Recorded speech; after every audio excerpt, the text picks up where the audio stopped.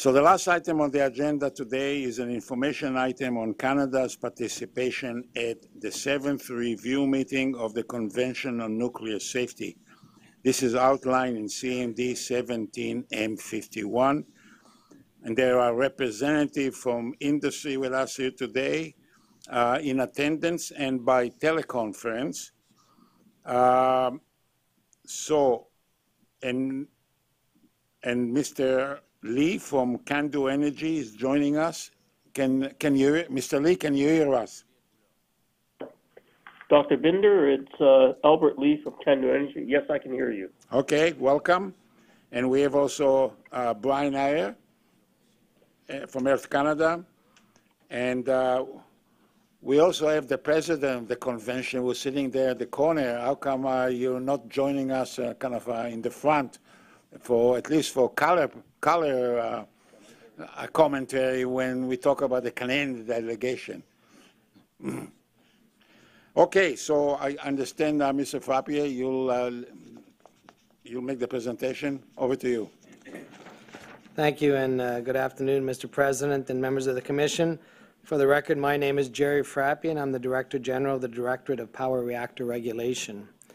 Today, I have the pleasure to present for information the results of Canada's participation in the 7th review meeting of the Convention on Nuclear Safety, and we'll explain a little bit about what the Convention on Nuclear Safety is with our presentation. As you mentioned, with me are both CNSC staff members and industry and other government department members who were part of the delegation to the 7th review. And as you also noted, Mr. Ramsey Jamel is here, and he was the president of the entire 7th review meeting, and we'll explain that in a minute or two as well. I guess our slides are not, yeah. There we go. Following an introduction that includes important background information on the Convention on Nuclear Safety itself, today's presentation will provide some details on the review process leading up to and including the 7th review meeting. We will also focus on the specific review results for Canada, including findings on which Canada will follow up at the next 8th review meeting. And I will then finish with some concluding remarks. But first, I'll begin with a brief description of the CNS, its obligations, processors, and structures. The CNS was drawn up in the aftermath of the nuclear accident at Chernobyl in 1986. It is an international agreement that came into force 10 years later to attain 3 main objectives: to achieve a high level of nuclear safety worldwide, to ensure effective defense against potential radiological hazards at nuclear power plants, to prevent accidents and mitigate radiological consequences should they occur. Nuclear safety, for the purpose of this obligation of the CNS, is in the context of nuclear power plants. The Convention on Nuclear Safety is described as an incentive instrument which seeks to promote nuclear safety, primarily through a peer review process. As a contracting party, Canada, along with other contracting parties, has the responsibility to provide sufficient information to facilitate its review and to participate in the review of other contracting parties. There are no specific enforcement mechanisms within the CNS. Rather, the emphasis is on identifying areas where nuclear safety can be improved, and 2, learning from measures that contracting parties have already taken or are taking to improve safety. The responsibilities of the contracting parties are described in the articles of the Convention. There are articles that describe the general obligations of the contracting parties in the peer review process. There are also specific articles that identify the required content of the national reports. Those are listed in subsequent slides. In terms of the general obligations, all contracting parties are required to participate in the ongoing peer review cycle, which is organized every 3 years. Contracting parties submit national reports that address the specific obligations of the Convention roughly 7 months before the review meeting. They then review the reports of other contracting parties, pose written questions to other contractor parties, based on their review and response to written questions that they have received. Finally, contracting parties attend the review meeting itself, where there are summary presentations that include updates, followed by additional discussions and recording of the main conclusions of the peer review for each contracting party. A typical national report for the CNS is organized according to Articles 6 through 19, which cover the specific obligations of each contracting party. These articles are aligned with the safety framework of the IEA safety standards and start with the overall legislative framework, the recognition that operators have the primary responsibility for safety, and that regulatory bodies have the role of ensuring that operators uphold that responsibility. They also cover specific technical areas and the life cycle phases of siting, design, construction, and operation of nuclear power plants. These obligations are fulfilled by the contracting parties as a whole, for instance at the level of the federal government, but also by the relevant regulatory bodies, the designers and operators of nuclear power plants, and other important stakeholders. Although the CNS articles are relatively comprehensive, there are certain areas relevant to nuclear power plants that are out of scope of the CNS. For example, the articles do not address nuclear security, safeguards, non-proliferation, decommissioning, or packaging and transport. The topics of waste management is covered under Article 19, but only insofar as it pertains to day-to-day operations of a nuclear power plant.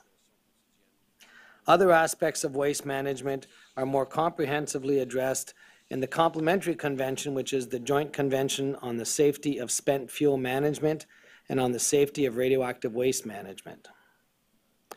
A note about Article 6, strictly speaking, it only applies once as a requirement to justify the safety of continued operation of nuclear power plants that already exist at the time of the ratifying the convention. However, contracting parties have decided to use this article as a vehicle to report at each review meeting on the ongoing safety of existing nuclear power plants. I would also like to note that many of these articles are not directly applicable to all contracting parties, since some do not have operating nuclear power plants. Some contracting parties without nuclear power plants opt voluntarily to report under these articles on measures they have taken with respect to other types of nuclear facilities, such as research reactors, even though strictly speaking research reactors are outside of the convention. For the 7th review meeting, the contracting parties were organized into 7 country groups. The conclusions of the peer review of each national report were determined by consensus of the other contracting parties within the respective country group. The country group members drafted a country review report for each of the contracting parties and finalized it at the 7th review meeting. These documents, which were used for the first time at the 7th review meeting, were considerably larger than the records of the peer review generated at previous review meetings, and the content was reviewed much more systematically. The country review reports highlighted main findings in the categories of challengers, suggestions, good practices, and areas of good performance. We will define these categories later in the context of the peer review results for Canada. I will now turn the presentation over to Mr. Gracie, who will provide details on the specific outcomes of the 7th review meeting.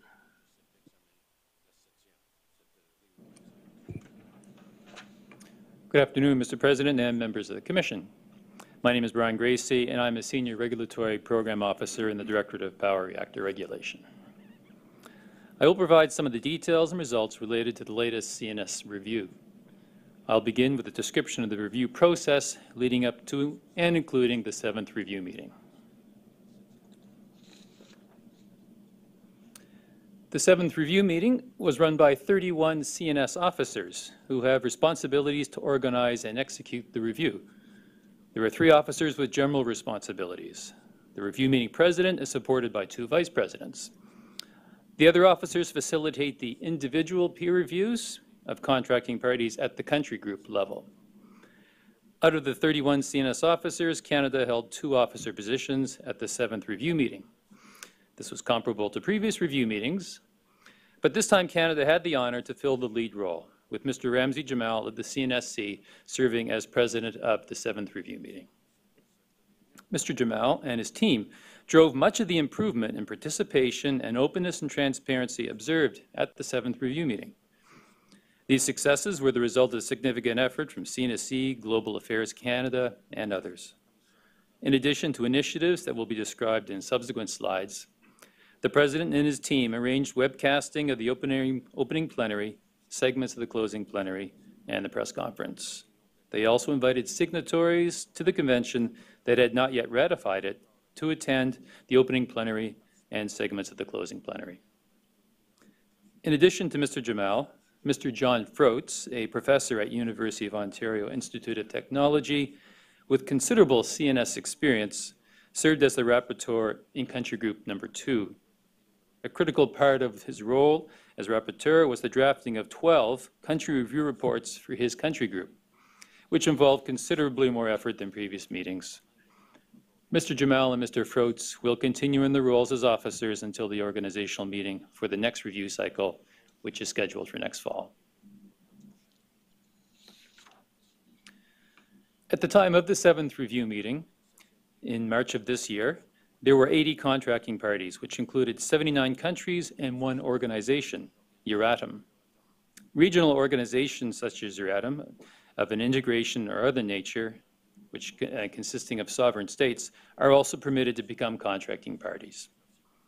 At the time of the 7th review meeting, there were 10 IAEA member states that had signed but not yet ratified the convention.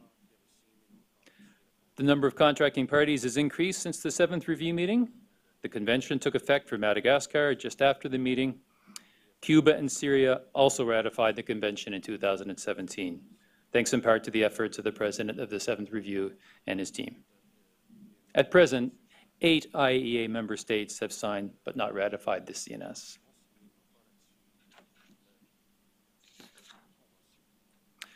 I will now describe the general state of participation in the CNS review process. Fulfillment of these CNS obligations is facilitated by a network of national points of contact who are in regular communication with the CNS Secretariat, which is provided by the IAEA. This was the first time that all contracting parties have named a national point of contact. The President and his team also had a positive impact on specific aspects of the review cycle for the 7th review meeting. Through lobbying and promotion, they helped ensure that nearly all the contracting parties submitted national reports for the review meeting, the best result for any review meeting to date. Contracting parties also responded to the President's call for openness and transparency related to the national reports. 21 contracting parties proactively posted their reports on the IAEA public website by the time of the 7th review meeting, Canada included.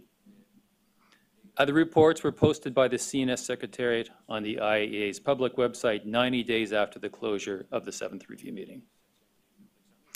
So participation was better for the 7th review meeting, but there's always room for improvement. As a footnote, it should be stated that the types of shortcomings being described in this slide and the next couple of slides, either with respect to CNS obligations or expectations, generally pertain to contracting parties that do not have nuclear power plants.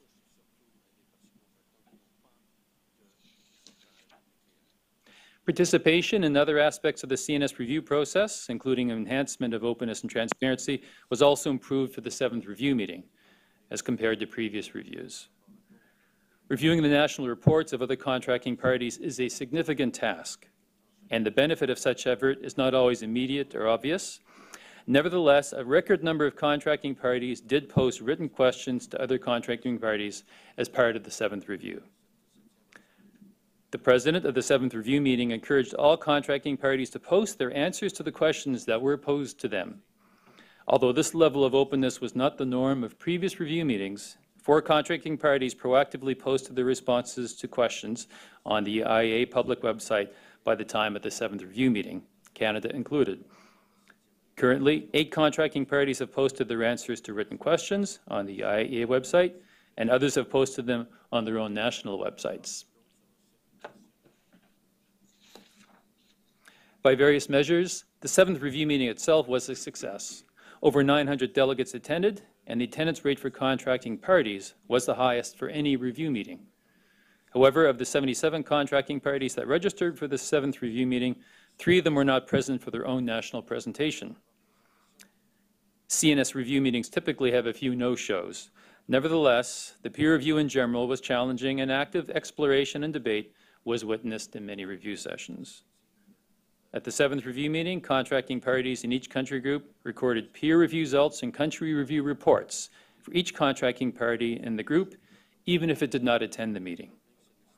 The president of the 7th review meeting encouraged all contracting parties to post their country review reports, which has been done by Canada and some other contracting parties.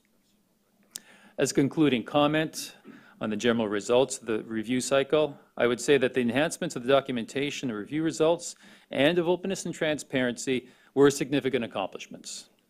Replication of these positive results at the next review meeting will again require significant commitment on the part of the next set of officers and the contracting parties.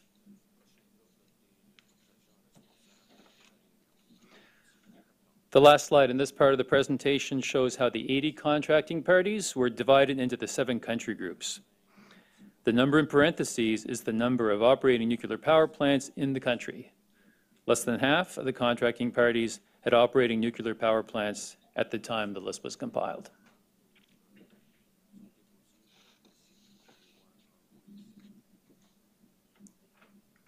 In the context of the overall review process, I'd now like to describe the specific results of the review for Canada at the 7th review meeting. Contracting parties are guided to include various stakeholders in the CNS peer review. Canada is a leader in this regard. Although the CNSC plays the lead role in coordinating the project, critical contributions continue to come from numerous organizations. The ones listed here contributed to deliverables such as Canada's report, the responses to questions, the questions to other contracting parties, the presentation, the discussions at the review meeting, and the various organizational communications activities associated with all those outputs. This slide shows the entire Canadian delegation for the review meeting itself. The head of delegation was Mr. Jerry Frappier. In addition to the personnel who supported Mr. Jamal as president, the delegation included other CNSC staff members and representatives from industry and Health Canada.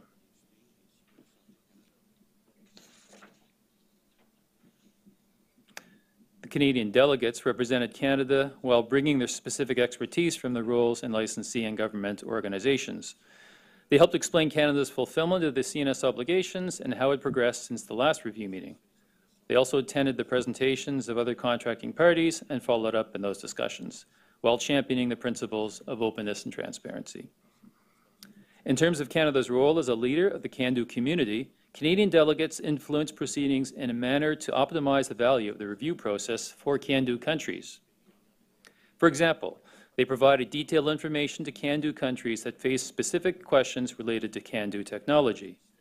They also reviewed the outputs of the review meeting to ensure that they were easily interpreted in the context of CANDU technology, operation, and regulation. Mr. Froats, Mr. Jamal, and his support staff worked to make sure the review ran smoothly. Delegates also attended various plenary sessions, side meetings, and the meetings of the open-ended working group to discuss proposals to improve the CNS.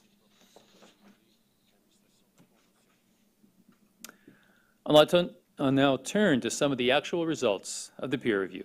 Written comments that were submitted to Canada, as well as informal comments received at the review meeting, indicated that other contracting parties regarded Canada's report as one of high quality.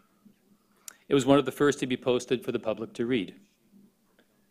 Canada continued to be a leader in the review process, posting 385 questions and comments on the reports of 29 other contracting parties. These questions and comments were directed to the 11 other contracting parties in Country Group 3, which was our country group, as well as other contracting parties in which Canada traditionally has an interest, including CANDU and G7 countries.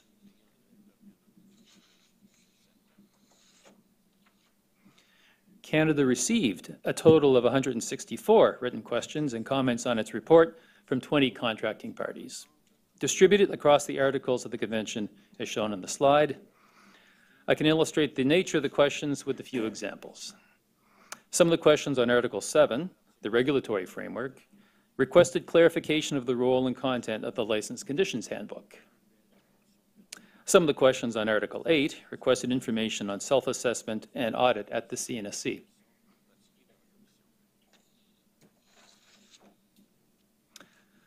I will now focus on highlights of the review of Canada at the review meeting. This slide shows the 6 challenges for Canada that were identified back at the 6th review meeting 3 years ago.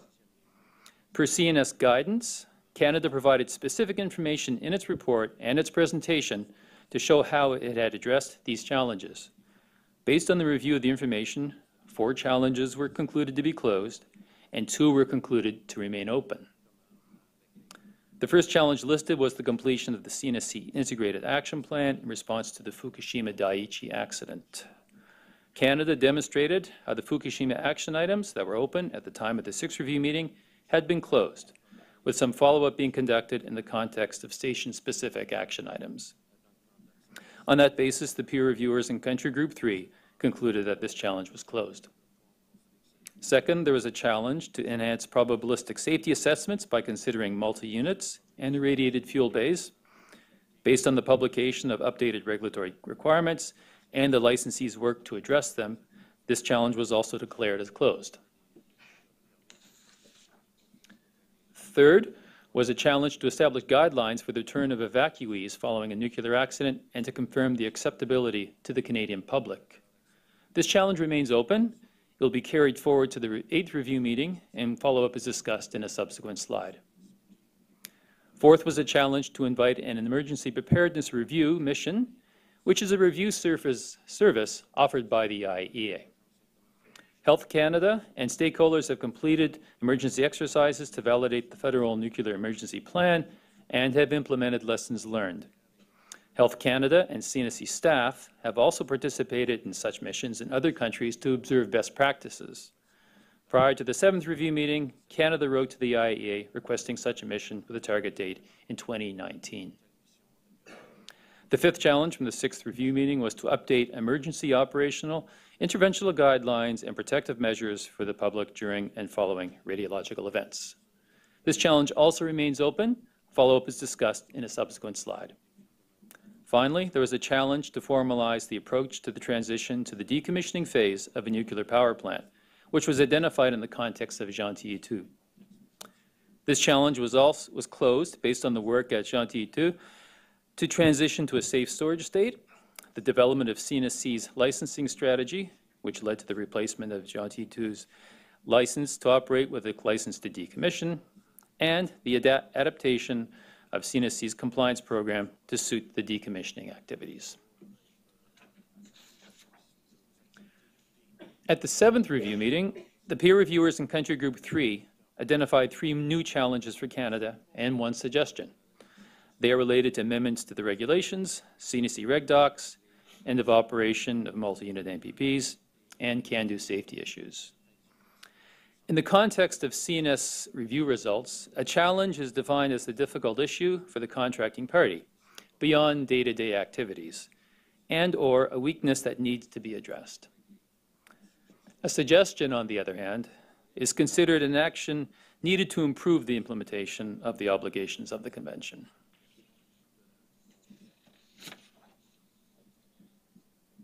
To summarize, this slide shows all findings that will be carried forward to the 8th review meeting, the 2 open findings from the 6th review meeting, and the 4 new findings from the 7th review meeting. We've numbered them for ease of reference, with C indicating a challenge and S a suggestion. The next 6 slides provide an update on progress towards resolution of each of these findings. To begin, challenge C1 for Canada, carried over from the 6th review meeting, is to establish guidelines for the return of evacuees following an accident and to confirm their acceptability to the Canadian public. To address this, CNSC has benchmarked recovery measures and collaborated with Health Canada on a discussion paper on the proposed framework for recovery. Following a consultation with provincial and federal partners, the discussion paper on the framework for recovery in the event of a nuclear or radiological emergency was issued for public consultation until January 27, 2018.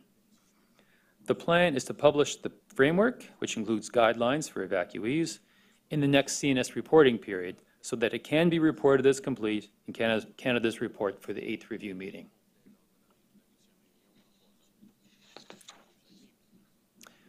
The other challenge that was carried over from the 6th review meeting is to update operational interventional guidelines for emergencies and protective measures for the public during and following major radiological events. To address this, Health Canada completed the consultation and updated the Canadian guidelines for protective actions during a nuclear emergency to address comments received during this and previous public consultation. The guidelines address protective measures and operational interventional guidelines for the public, which include evacuation, sheltering, iodine thyroid blocking, and water and food consumption. Health Canada has approved the revised guidelines and plans to publish them by the end of this year. It is expected that the revised guidelines will be fully incorporated into revised provincial nuclear plans, thereby serving as a basis for harmonization. Challenge C3 for Canada, introduced at the 7th review meeting, is for the CNSC to publish the drafted amendments to the Class 1 nuclear facility regulations and the radiation protection regulations that address lessons learned from the Fukushima Daiichi accident. These amendments were published in the Canada Gazette 2 on October 4th, 2017. Canada will report in its next national report that this challenge has been addressed.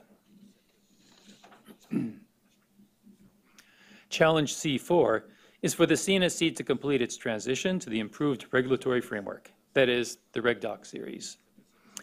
CNSC continues to modernize its regulatory framework based on a prioritization of various projects. Completion of the work by fiscal year 2019-2020 will allow Canada to report at the 8th review meeting that this challenge has been addressed. This will be accompanied by information on the implementation of the new and revised regulatory documents that are applicable to nuclear power plants. Challenge C5 is for Canada to formalize the planned approach to the end of operation of multi-unit nuclear power plants. I've already described how CNSC has developed a regulatory process for transition of a nuclear power plant from the operational phase to the decommissioning phase. This process will be updated as the decommissioning of Gentil 2 continues and as the ends of life of existing multi-unit nuclear power plants approach. The CNSC report for the 8th review meeting will include details on steps being taken at Pickering as its units proceed toward end of operations. The framework for this transition will also be updated when CNSC replaces its existing guide on decommissioning planning for licensed activities with the new RegDoc 2.11.2.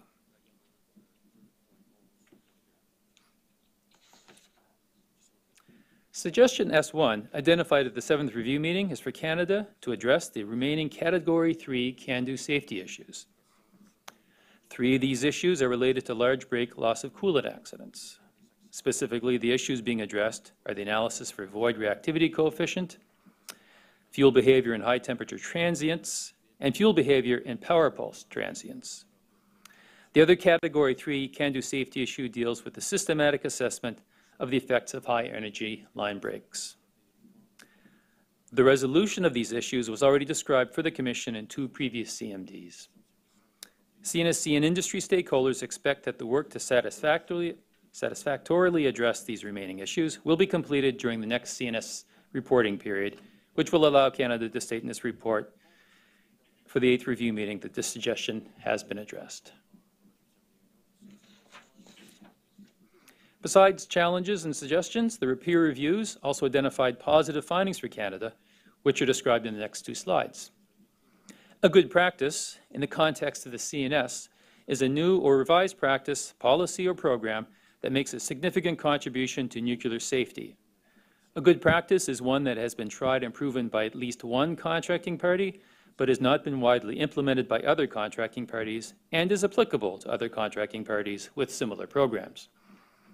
At the 7th review meeting, peer reviewers applied the criteria for good practices more consistently and strictly than had been done in previous review meetings. Canada received one of only 4 good practices that were awarded at the 7th review meeting for CNSC's participant funding program, which was recognized as fostering openness and transparency, and increasing safety for providing additional information to the Commission. Hungary was awarded the good practice for its extensive outreach to the public and neighboring countries, conduct of public hearings for licensing, and educational conferences that went well beyond that generally undertaken by other contracting parties. Euratom was awarded the other two good practices. One was for proactively organizing a topical peer review related to the Nuclear Safety Directive before its actual transposition by European Union member states. The other was for the implementation of the Instrument for Nuclear Safety Cooperation Program for assisting countries outside the European Union. An area of good performance in the context of the CNS is a commendable practice, policy, or program that has been implemented effectively. It is a significant accomplishment for the contracting party, but does not have to be unique among contracting parties. Canada received 8 areas of good performance, the most of any contracting party, at the 7th review meeting. They're listed on this slide. And you can see that they span a variety of topics. Some are accomplishments for the CNSC, whereas others are accomplishments for the industry. Regarding the last bullet, it is noteworthy that Romania also got an area of good performance for its use of the CANDU Owners Group weekly screening OPEX process, an example of how Canadian industry is positively influencing nuclear safety worldwide.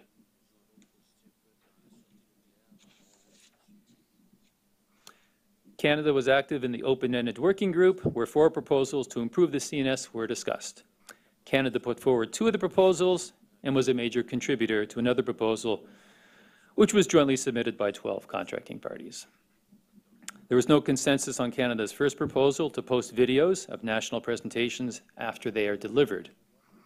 Although the idea was to post only a video of the presentation itself and not the debate or conclusions within the country group that follows that, contracting parties had concerns about maintaining the confidentiality of the review, which is an obligation of the Convention. Contracting parties were also worried about public perception in the inevitable circumstance where some presentations would be better prepared, delivered, or filmed than others. A decision on the second proposal from Canada was deferred to the CNS officers' turnover meeting in March of 2019. It involved the continuation of an earlier improvement initiative to develop a template for writing the text for specific articles in the national reports. The German proposal, although approved, was greatly scaled down and will not have a significant impact on the CNS review process. Certain parts of the joint proposal were approved by contracting parties. For example, it was agreed to conduct a survey at each review meeting to evaluate the effectiveness of recent process improvements, changes to CNS guidance, etc. As another example, contracting parties also agreed to hold CNS education workshops to highlight awareness of the obstacles and challenges to participation for countries without nuclear programs. Other parts of the proposal that were accepted will enhance the review meetings and openness and transparency. CNS review meetings are always an occasion to stage side meetings that are outside the process, such as bilateral and multilateral meetings of contracting parties and technical and other information sessions. At the 7th review meeting, there was a presentation by the delegation from India on the pressure tube releases at Kakrapar, which drew interest from the CANDU community, the World Association of Nuclear Operators, or WANO, and the Institute of Nuclear Power Operators, or INPO. India described its ongoing investigation and testing related to the events, which occurred in 2015 and 2016.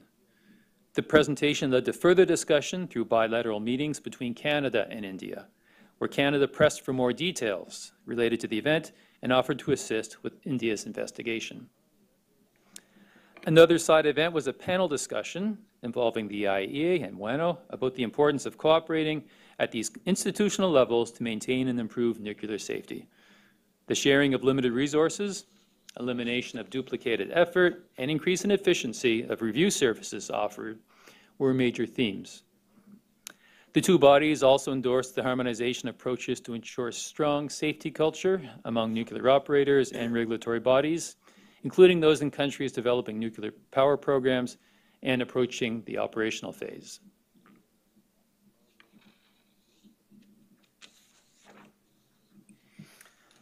Thank you, Brian. Mr. Gracie.